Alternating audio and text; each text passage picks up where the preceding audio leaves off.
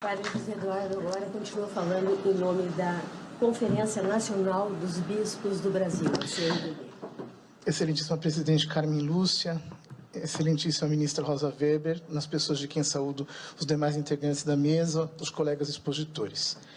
Acerca do aborto, a Conferência Nacional dos Bispos do Brasil pronunciou-se de maneira absolutamente inequívoca por diversas ocasiões, reiterando, abre aspas, sua posição em defesa da integralidade, inviolabilidade e dignidade da vida humana desde a sua concepção até a sua morte natural, e condenando, assim, todas e quaisquer iniciativas que pretendam legalizar o aborto no Brasil. Fecha aspas.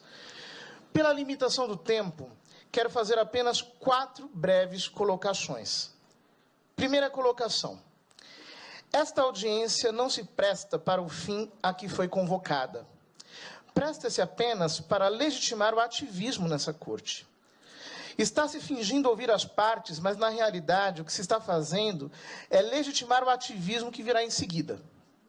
A prova disso é que os que defendem o reconhecimento do aborto como direito tiveram bem mais do que o dobro do tempo e bem mais do que o dobro de representantes do que os que defendem a posição contrária.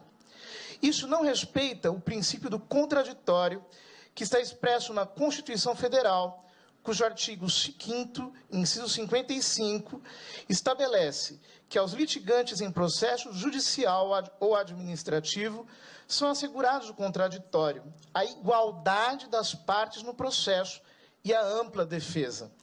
Esta audiência, ao contrário, é parcial. A própria maneira pela qual está sendo conduzida viola a Constituição. Segunda colocação. A ADPF 442 sequer deveria ser aqui processada. Deveria ter sido indeferida de plano e imediatamente. A petição inicial é inepta, porque a Lei 9.882/99, que é a lei que rege as ADPFs, estabelece como requisito essencial para o processamento que a petição inicial venha instruída por controvérsia. O artigo 1º da mencionada lei estabelece que, abre aspas, caberá arguição de descumprimento de preceito fundamental quando for relevante o fundamento da controvérsia constitucional sobre lei ou ato normativo. O artigo 3º estabelece que, abre aspas, a petição inicial deverá conter a comprovação de existência de controvérsia relevante sobre a aplicação do preceito fundamental que se considera violado. Fecha aspas. Ora, é fato evidente que desde 1988 nunca houve controvérsia alguma sobre a constitucionalidade da norma impugnada. A controvérsia foi artificialmente fabricada no voto do habeas corpus 124.306, redigido pelo ministro Barroso, ex-advogado de organizações que defendem a despenalização do aborto. Até o voto, não havia, em qualquer obra de direito constitucional ou penal, nenhum registro de suspeita de inconstitucionalidade da norma. Terceira colocação. O Supremo Tribunal Federal não pode legislar. E, neste caso, já não estamos nem mais falando em legislar, mas em usurpar o poder constituinte originário. O artigo 5º da Constituição estabelece que a inviolabilidade do direito à vida é cláusula pétrea, e seu parágrafo 2º estabelece que os direitos e garantias expressos na Constituição não excluem outros decorrentes do regime e dos princípios por ela adotados. Ou seja, proíbe qualquer interpretação restritiva dos direitos consignados neste artigo, inclusive o direito à vida. As únicas restrições ao direito à vida são aquelas estabelecidas no próprio direito, no próprio texto da Constituição. Portanto, nem o Congresso poderia diminuir esses direitos, muito menos o Supremo Tribunal Federal. Por esses motivos, tanto esta audiência pública quanto este processo não são legítimos. Quarta colocação. A Comissão Episcopal da Pastoral Familiar da CNBB, em artigo publicado na última sexta-feira, analisou os discordantes números aqui apresentados sobre as estatísticas do aborto. Esses números acabaram se tornando a base de quase todas as apresentações da audiência da sexta-feira. Dezenas de representantes de organizações falaram em 1 milhão de abortos por ano e de 500 mil abortos por ano. A professora Débora Diniz disse explicitamente que o número anual de abortos calculados no Brasil é de 503 mil por ano. Disse também que as pesquisas constataram que metade desses abortos passam por internações na rede hospitalar. Isso daria cerca de 250 mil internações, o que conferiria com os dados do SUS. Ora, os dados do SUS apontam haver 200 mil internações por aborto por ano. A estimativa dos médicos experientes é que destes, no máximo 25% seriam por abortos provocados. Numerosas pesquisas apontam valores entre 12% e 25%. Em 2013, o IBGE estimou que o número de abortos naturais corresponde a 7 vezes o número de provocados. Tomando um já provavelmente superestimado valor de 25%, deveríamos concluir que, se houvesse no Brasil 250 mil internações por abortos provocados, deveria haver entre 1 milhão e 1,5 milhão de internações totais de abortos, e não apenas 200 mil. Além disso, os livros de obstetrícia e patologia afirmam que o número de abortos naturais, ocorridos em sua maioria no final do primeiro trimestre, é cerca de 10% do número de gestações, a maioria dos quais passam pelo SUS. Se as internações por aborto fossem 1 milhão ou 1,5 milhão, o número de nascimentos no Brasil deveria ser 10 vezes maior.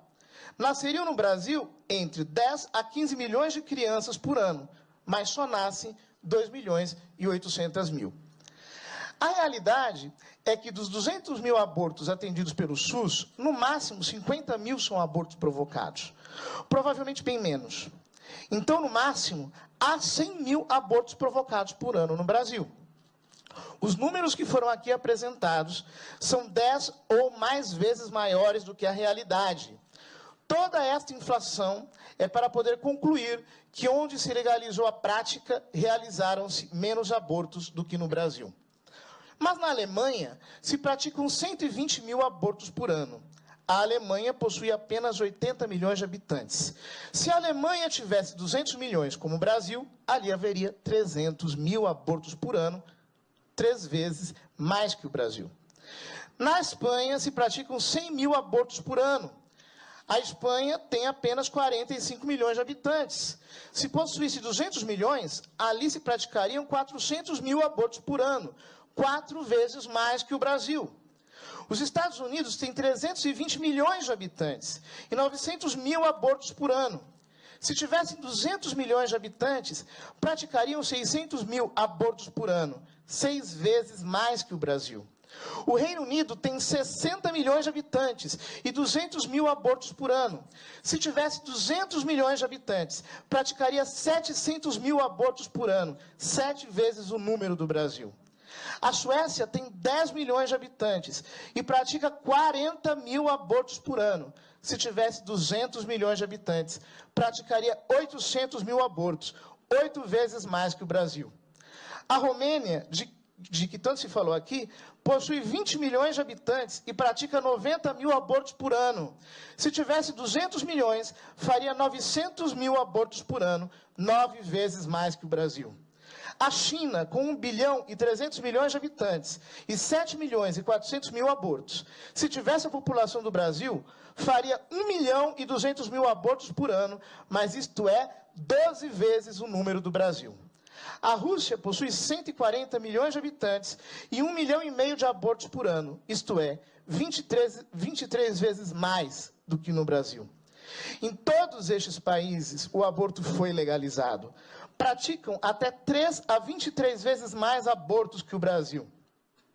Se examinarmos as estatísticas de outros países de que temos dados confiáveis e onde o aborto está legalizado, como a Geórgia, Cazaquistão, Cuba, Estônia, Hungria, Ucrânia, Islândia, Dinamarca, Noruega, Turcomenistão, Nova Zelândia, Coreia do Sul, França, Israel, Grécia, Portugal, Finlândia, África do Sul, Bélgica, Lituânia, Japão, Itália, Taiwan, Suíça, Uzbequistão, Canadá, Austrália, Holanda e outros, obteremos dados em tudo semelhantes.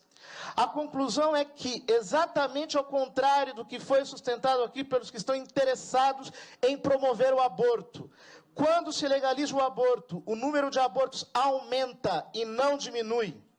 É no primeiro mundo onde se praticam mais abortos e não no Brasil. Por favor, não mintam para o povo brasileiro.